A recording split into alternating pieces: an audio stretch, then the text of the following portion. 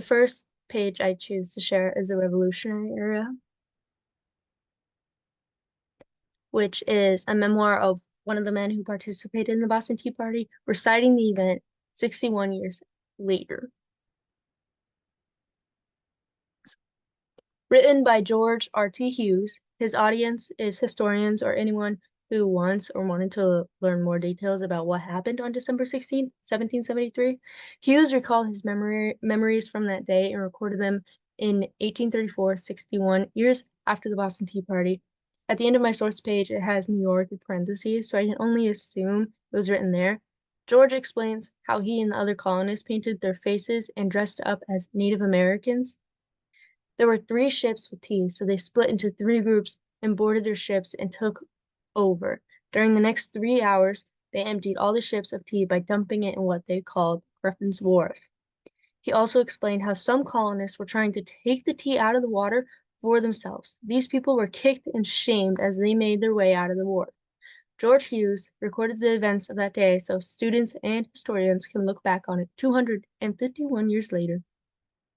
Racial inequity is shown, interestingly to me, in this primary source.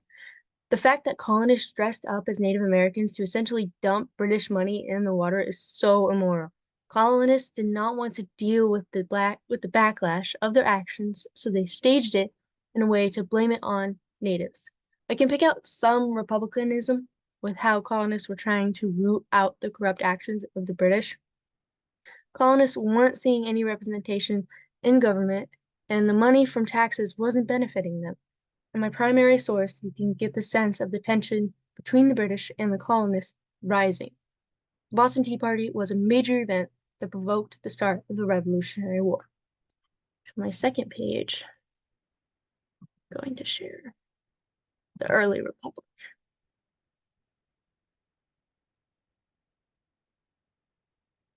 It's George Washington's last speech as President of America in 1796.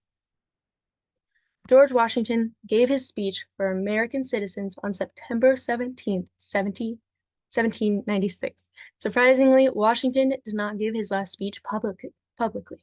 He wrote it and had it printed in newspapers.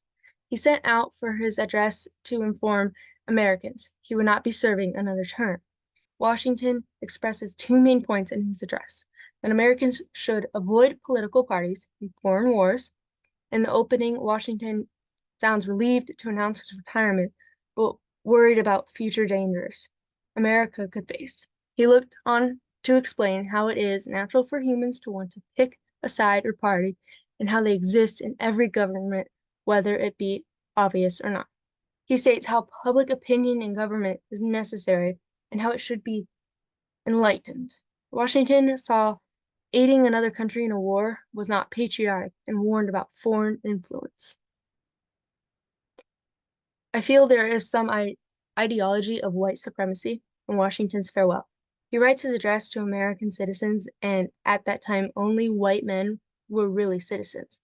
Slaves and women didn't get a say in government. They were seen as a weaker and small-minded part of the population. Women were told to provide children and raise them as patriots for the government, but they did not get an opinion.